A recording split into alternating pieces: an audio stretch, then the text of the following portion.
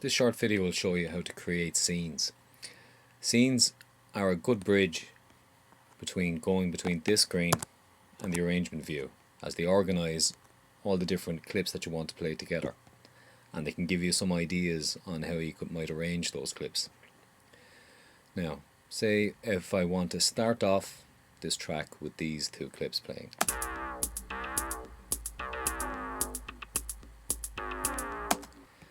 What I want then is I'm going to create a scene where just these two clips are going to be on them. This horizontal row here is going to be my scene. So while those are playing, I'll go up to the insert menu up the top, and then there's capture and insert scene. So I'll just click that, and as you can see, it's copied the two clips that are playing. Okay, so next I'm going to include this drum change here. Now, I want this new scene to be underneath the current scene here. In fact, I'm going to add in this pad sound as well.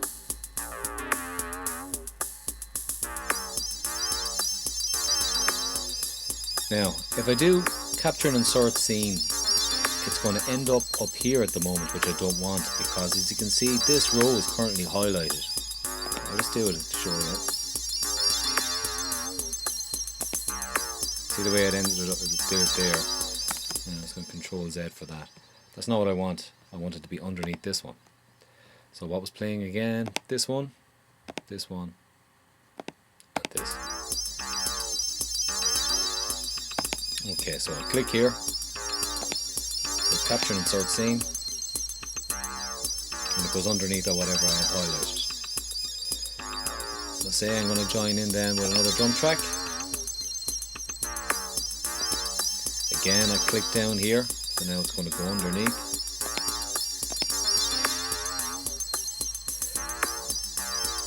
And also when I stop the track, you can see what happens when I do capture and insert scene.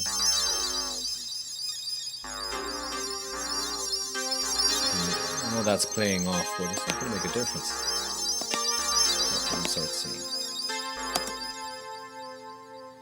So now what I have is I can launch all these together.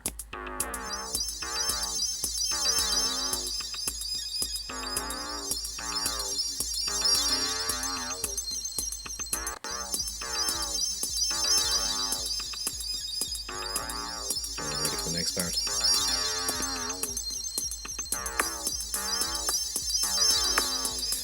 Now when I launch this next scene, I'm also going to be launching this stop button, which is going to stop everything playing on the drum track. So we're going to do kind of a breakdown.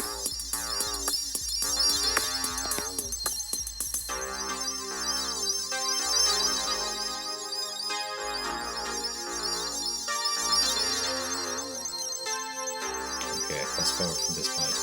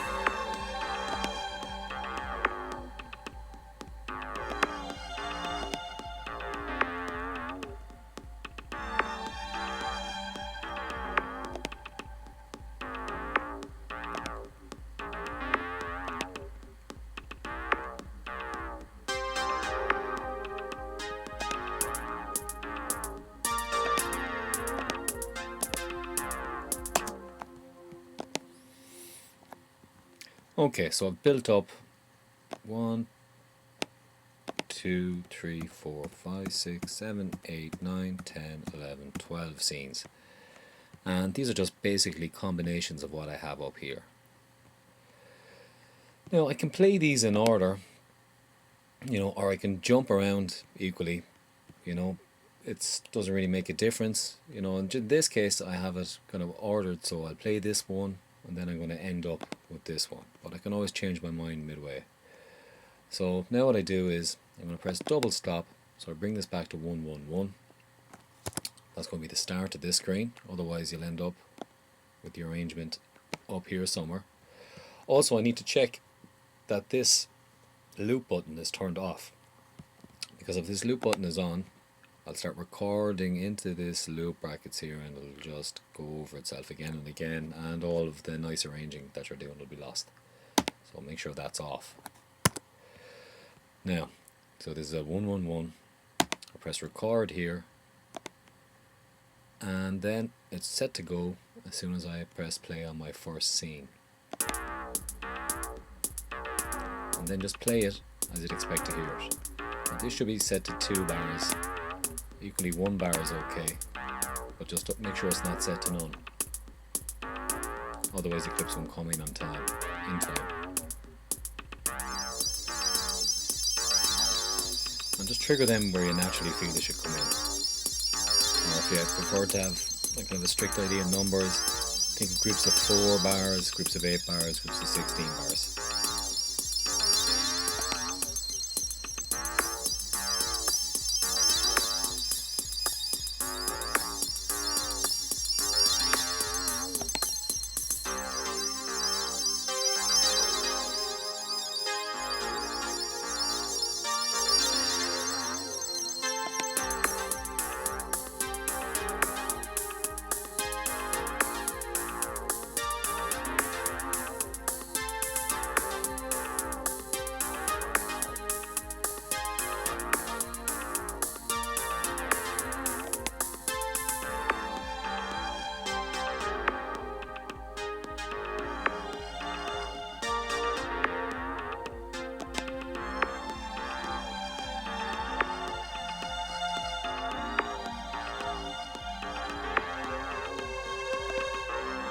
Jump in and stop the beats there.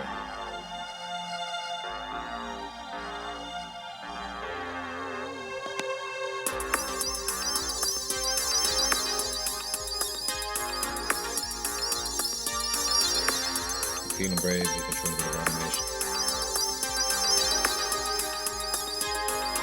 And also record.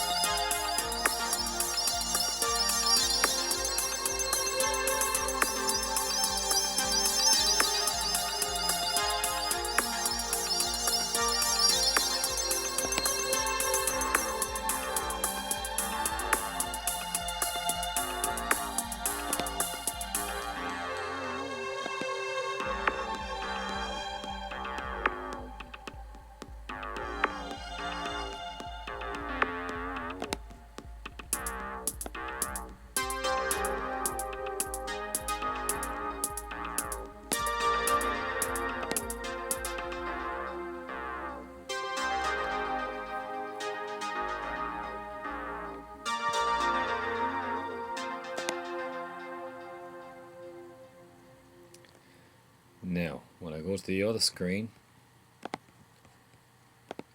everything is laid out there. And you'll notice when I was changing the filter delay, because I have a filter delay in Send B, show preset name, it's called Wanderer, and on the reverb, on Send A, which I had the dry wet set wrong, I have medium concert. I've changed a tiny bit to make it a little bit brighter. So when I turned up the send there, it was recorded in as automation. Now I wouldn't advise you to record too much volume automation, because it might make mixing a little bit more difficult down the line. So here I have 3 minutes there. Now, say I get to this section of the song.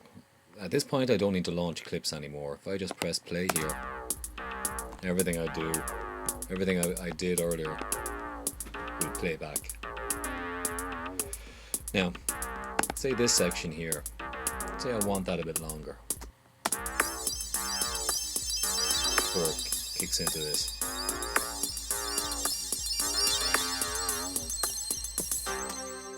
There's a set of commands that only operate on this screen. They're up in the edit menu and they have time after them. You have cut time, duplicate time, and delete time. Now, see what happened there with delete time when I pressed it? It got rid of the clip I had highlighted, but it also deleted that entire section of the arrangement. Now I'll just press Ctrl Z and watch the bit that comes back. Come on, Ctrl Z. Okay. Now, so likewise, if I go duplicate time, if I just do normal Control D duplicate, or go duplicate from the drop down menu, see what happens there. Just paste it into that empty spot. That's not what I want. Now if I do duplicate time,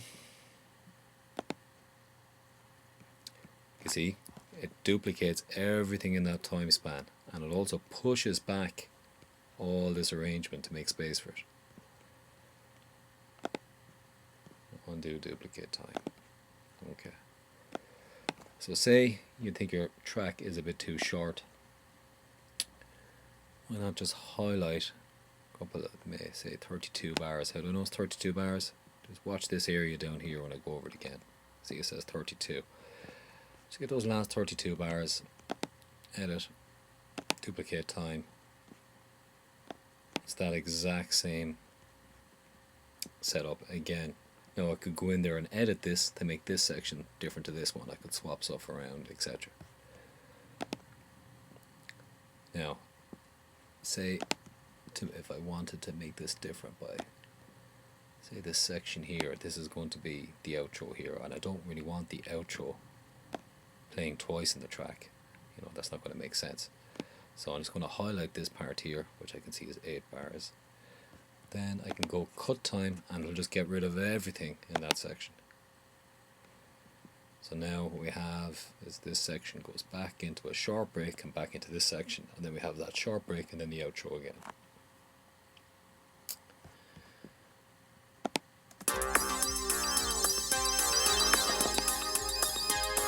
Watch the automation.